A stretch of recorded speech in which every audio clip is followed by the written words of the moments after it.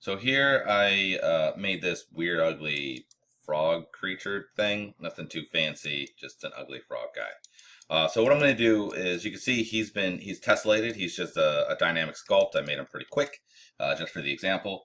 First thing you want to do is just make sure you have this saved, because we're going to do the retopology stuff. And when you do retopology, it's going to you might not like the results, and it also might crash. So by saving it now, what you could do is do the retopology. If you don't like the results, you could try it again with different numbers and different guides.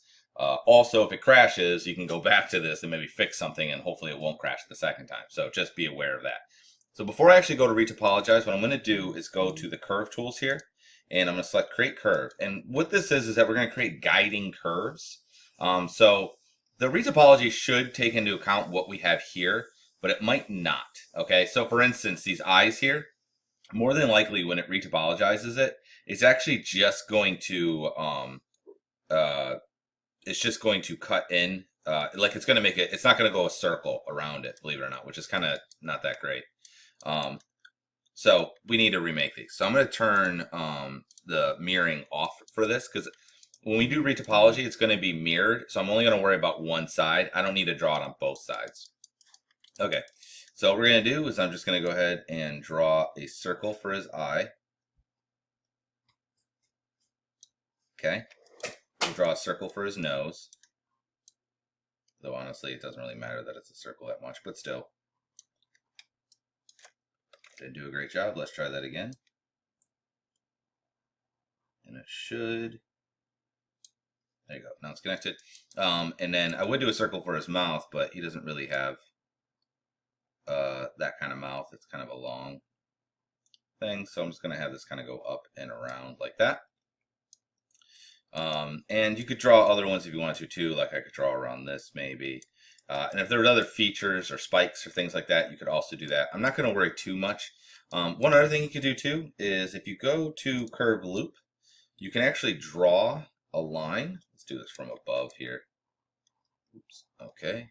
It's going like the opposite direction of what I wanted. Okay.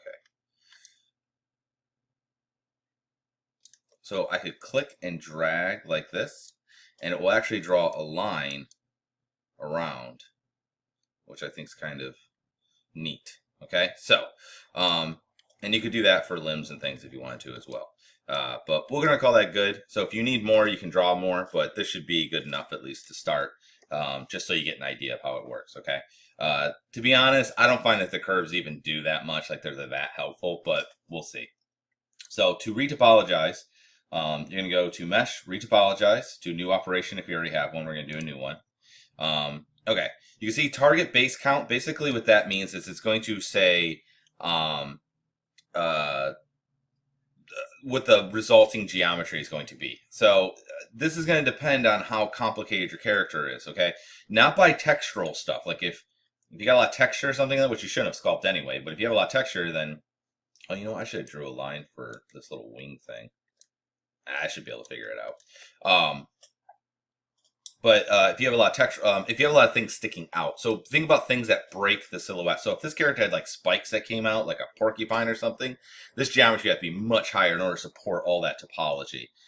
He's about average. I'm going to go ahead and put 5,000 in here, which may be enough. It may not be enough. I'm also going to take uniform size and bring that down a little bit.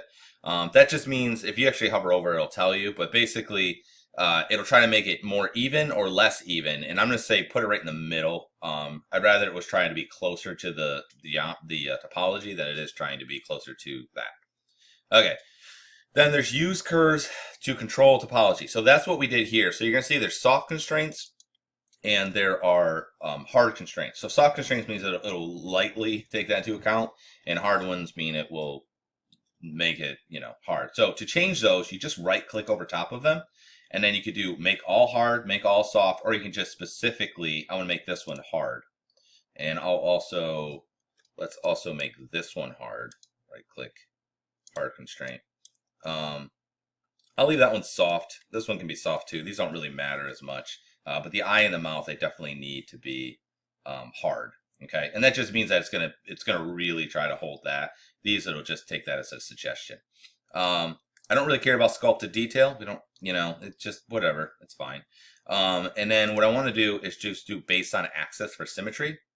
And we're going to do left to right. So you remember I drew, it's backwards to me, but I drew on, if we're looking at him left. Usually you go by characters left, so that bothers me, but whatever. So I'm going to click on that. That looks fine. And then I'm just going to go ahead and hit retopologize.